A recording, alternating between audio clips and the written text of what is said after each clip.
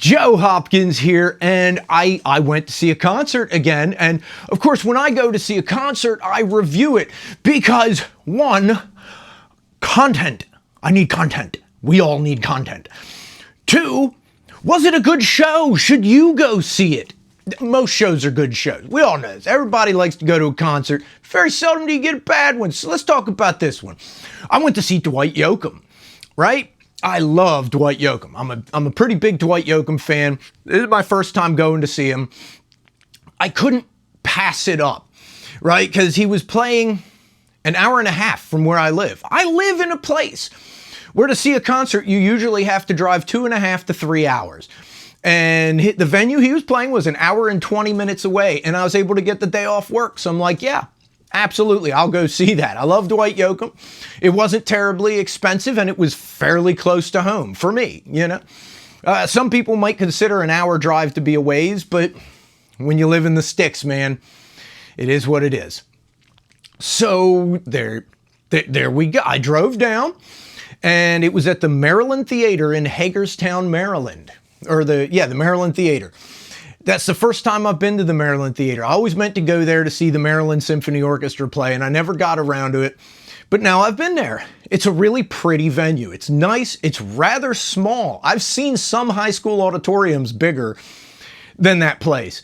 And, but I like a small venue. Theater shows are nice. Theaters, clubs, big name people sometimes like playing those smaller venues because it feels more intimate, it's more fun. The place was sold out. I mean, straight sold out.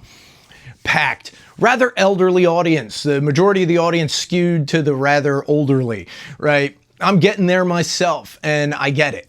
Dwight Yoakam is no spring chicken himself. So we get there, and there's an opening act. They weren't billed, but you know there's usually an opening act. So it was an opening act, a band from central Pennsylvania called Company Towns. And they were pretty damn good. Usually the opening act can a lot of times struggle because you're not the main thing. This isn't your stage. Everybody's waiting for the main act. Nah, man, them guys, they were really good. Played Western style music. Think Ghost Riders in the Sky, which they did an instrumental version of. They were very good. They more or less made the stage their own. They were very professional, excellent harmonies. They sang together so well, and which was good, you know. Here, by the way, at the end of the video, I'm gonna have clips. I'll have clips of Company Towns and of Dwight Yoakam. In fact, I'll play a clip of Company Towns here. Let me go look, see if I have it. If I do, it'll be right here. Up all night, way too loud, tearing up.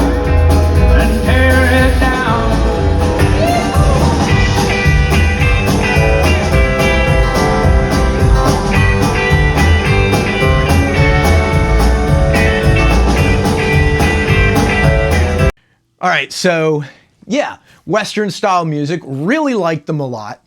Like I said, they really owned the stage. They made it their own, which is good because Dwight ended up running late and Company Towns went over. They're like, you know, they were telling him, fill time, you know, keep playing. So that was pretty cool. I didn't mind.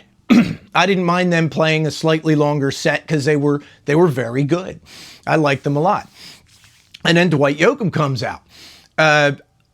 First of all, I gotta say, you don't realize how many hits some people have until you go to see them, and they can't even begin to touch all their hits in a set. You know, Dwight Yoakam, he did that. He played for an hour and 45 minutes. He had 2 little interludes where he, you know, told stories, a couple jokes, that kind of stuff. But mostly they were going right from one song into the next, and they'd finish the song and go right into the next and right into the next. Very few breaks between songs. And in an hour and 45 minutes of that, he played maybe half his hits.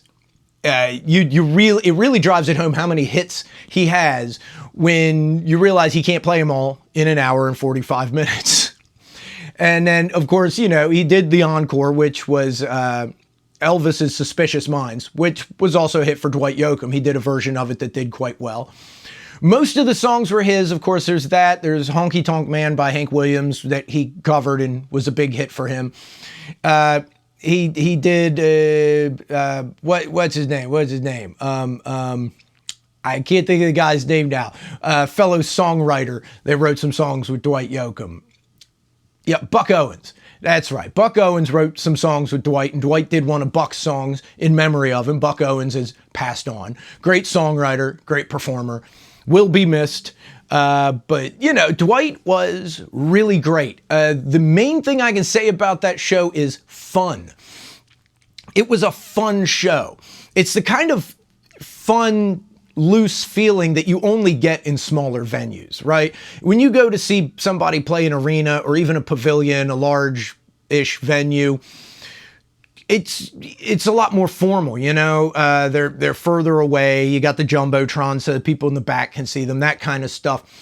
This place didn't have any Jumbotrons. There's no big LCD, LED, whatever screens up there. Nothing like that. Because even from the back, we were 3 rows from the back, you could see him pretty clearly.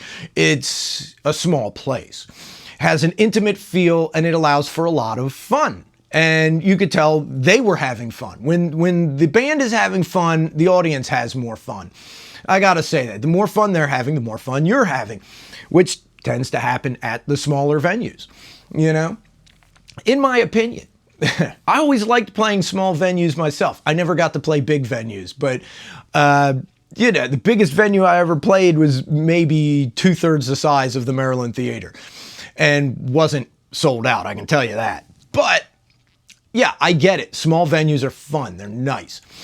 And it was fun. It was a lot of fun. We did see one person get kicked out. Do not throw stuff at the stage, okay? Some chick threw her hat at the stage and 4 security people escorted her ass out. They had weird rules, man. Weird. I understand no food or drink, no weapons, no firearms, right? That kind of stuff. No food or drink should cover it, but they felt the need to include in the list of rules online, no leftovers.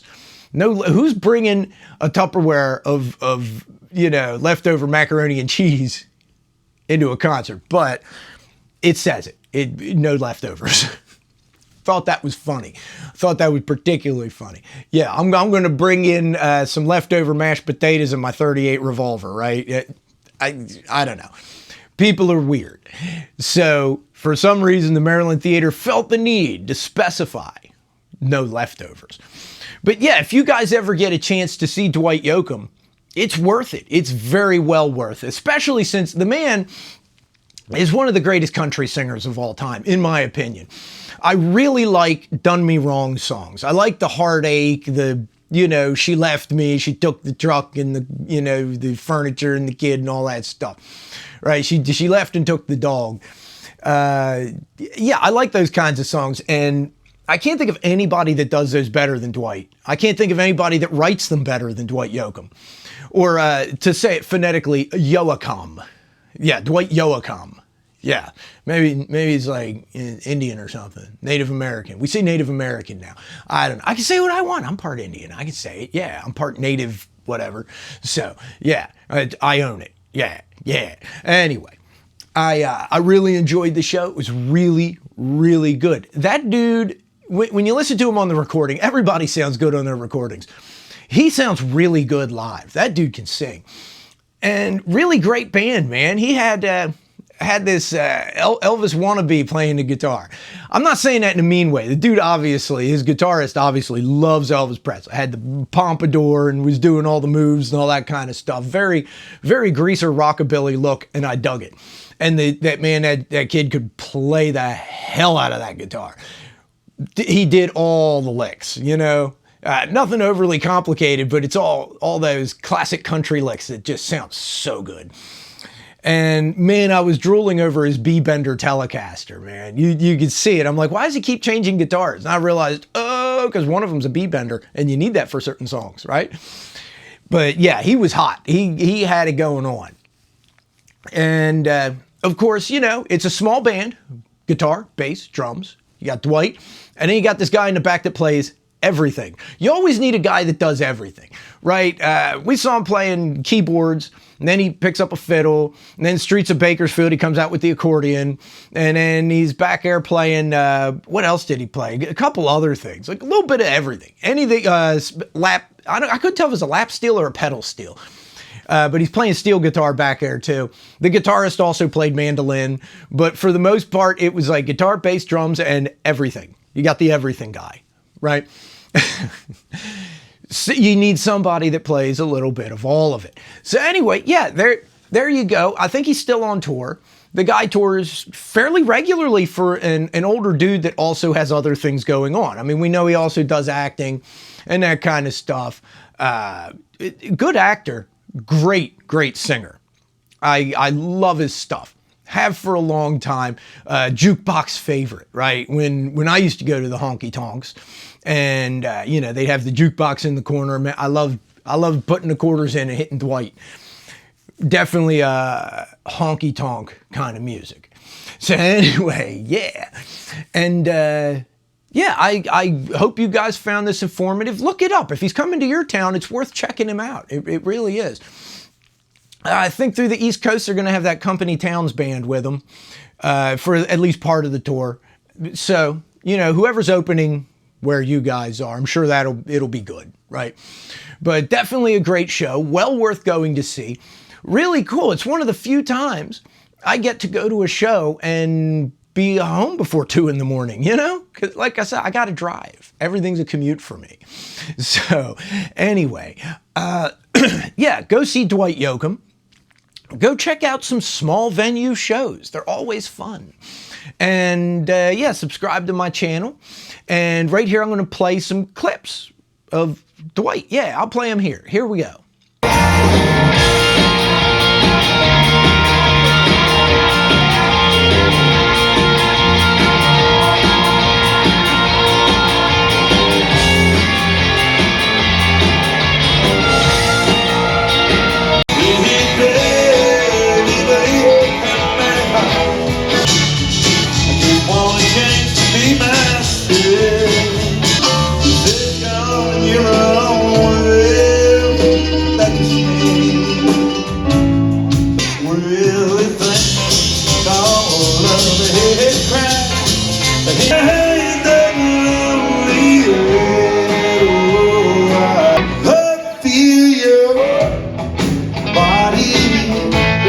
Well, now I'm a little wild and crazy,